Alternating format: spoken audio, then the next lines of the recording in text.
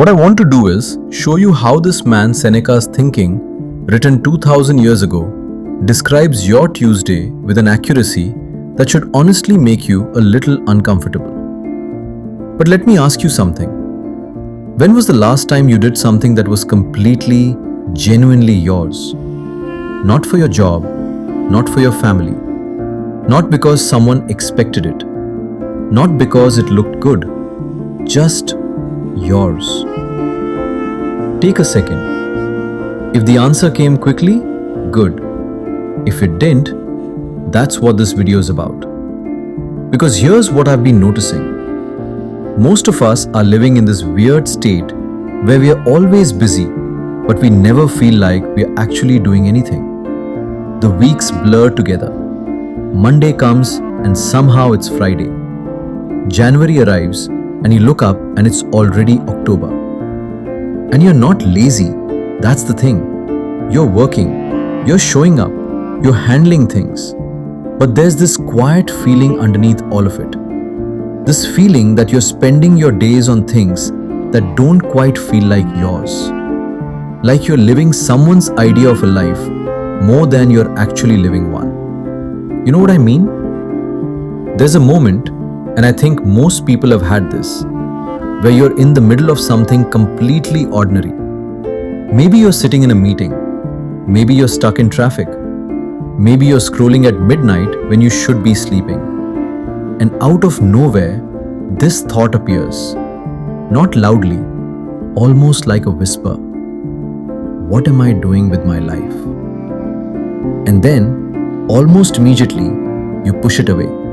You check your phone, you think about dinner, you tell yourself you'll figure it out later when things calm down. When exactly does it calm down? Because I've been watching people wait for that moment their whole lives, and it never comes. About 2000 years ago, there was a man in Rome who was asking the same question. His name was Seneca. By any standard you'd care about, he had made it. One of the most powerful men in Rome, advisor to emperors, one of the most celebrated writers of his time, enormously wealthy. On paper, he had everything. And yet he spent the later years of his life writing long personal letters to a younger friend named Lucilius. Not political letters, not formal philosophy, just honest conversations on paper about life, about time, about what he was getting right and what he suspected he was getting wrong. And in one of those letters, he wrote something I keep coming back to. It's not that life is short, it's that we waste so much of it. It's so beautiful that I have to repeat it. Not that life is short, that we waste it. Because those are two very different problems. If life is just short, that's biology, nothing to be done.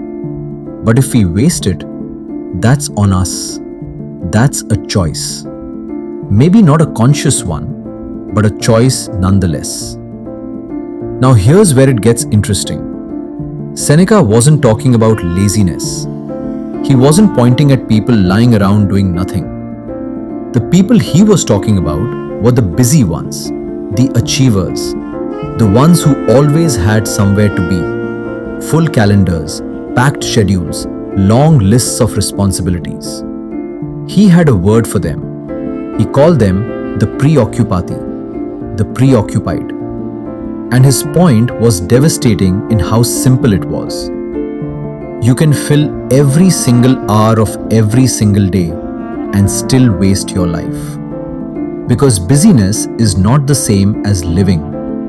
Being productive is not the same as being present. Having a full schedule is not the same as having a full life. And somewhere underneath all the noise, you already know this. You've always known this. Let me paint you a picture. Imagine a man in his late 50s. He's worked hard his whole life, really hard. Built something, provided for people, met his obligations. And now he's sitting somewhere quiet for the first time in decades. Maybe it's a hospital room. Maybe it's just a Sunday afternoon with nothing on his calendar. And he looks back. And something strange happens. He can't find himself in the story. He can see the meetings, the promotions, the things he accomplished. He can see his obligations, met most of them. But he can't find the moments that were just his. The things he did because they mattered to him. The conversations where he was fully present. The times he chose something out of genuine desire rather than expectation. And sitting there for the first time, he feels it. Not sadness exactly, something quieter. The strange grief of realizing that you spent your whole life somewhere else. That you were always preparing to live.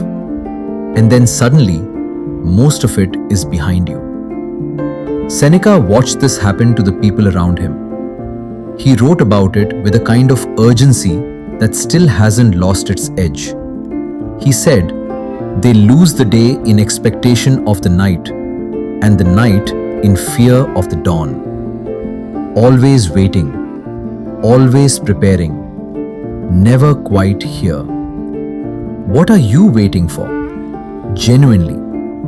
What is the thing that needs to happen before you start doing what you actually want to do? Maybe it's a number in your bank account. Maybe it's a certain level of stability. Maybe it's until the kids are older, or the relationship settles, or this project is done. Maybe you can't even name it clearly. It's just this vague feeling that the conditions aren't quite right yet. That you'll begin properly, whatever properly means, once things are a little more settled. Seneca would sit down next to you and say something kind, but completely merciless.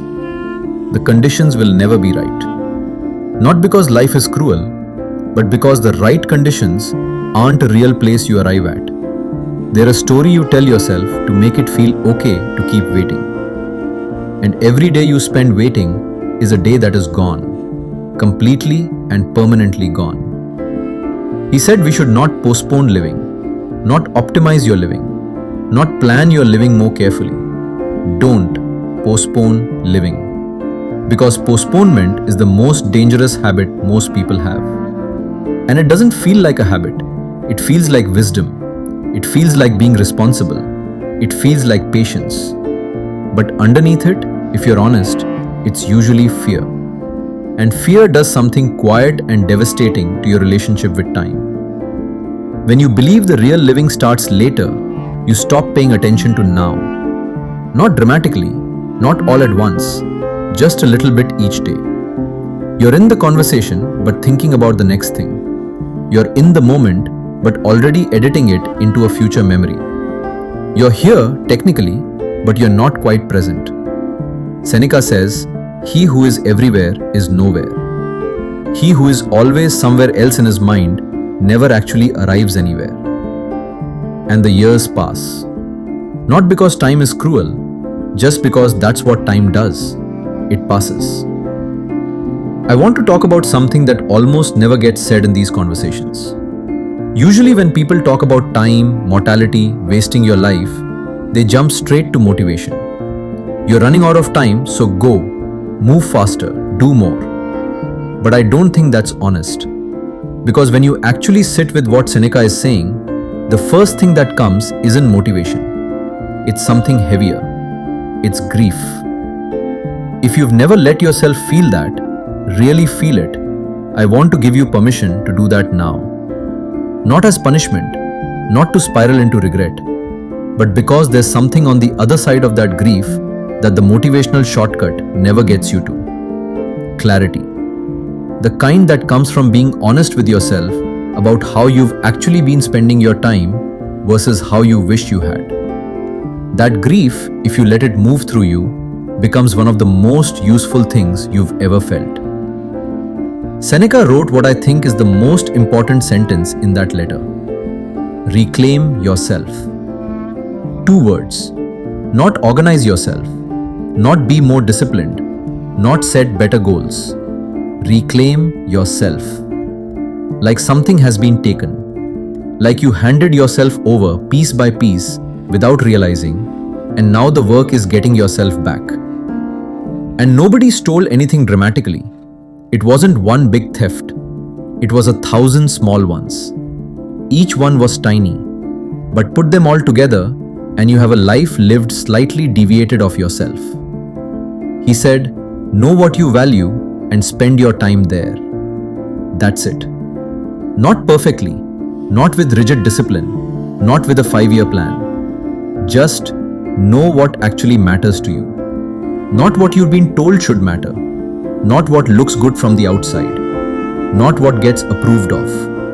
What matters to you right now as you actually are. And then start spending at least some of your time there. Not tomorrow, today. Not after the next phase, in this phase. Even imperfectly, even in small amounts, even if nobody sees it or approves of it. Because Seneca's whole argument, stripped to its core, is that the quality of a life is not measured in years. It's measured in depth. A short life lived fully is a life well lived. A long life spent performing and postponing and waiting for the right conditions is, in his view, barely a life at all. At the very end of his life, Seneca was ordered by the Emperor Nero to die. He had no say in it. But here's what people always miss about that story. When the moment came, he wasn't scrambling. He wasn't panicking. He wasn't standing there thinking about everything he still hadn't done. He was calm. And the reason he was calm was that he didn't feel like his life was unfinished. He had already begun, long before that day. He had made choices, not perfect choices, not always the right choices, but his choices. And when the end came, he met it with the particular peace that comes from a life you actually lived. Not performed, not deferred, lived. The question I want to leave you with is this. Not, are you being productive? Not, are you successful? Have you begun? Not eventually. Have you begun? Because the time you are sitting inside right now, this moment, this day, this year, it is not coming back. That's not a threat. That's just the truth. And I think you've always known it. The question was never whether you know. The question is what you decide to do with the knowing.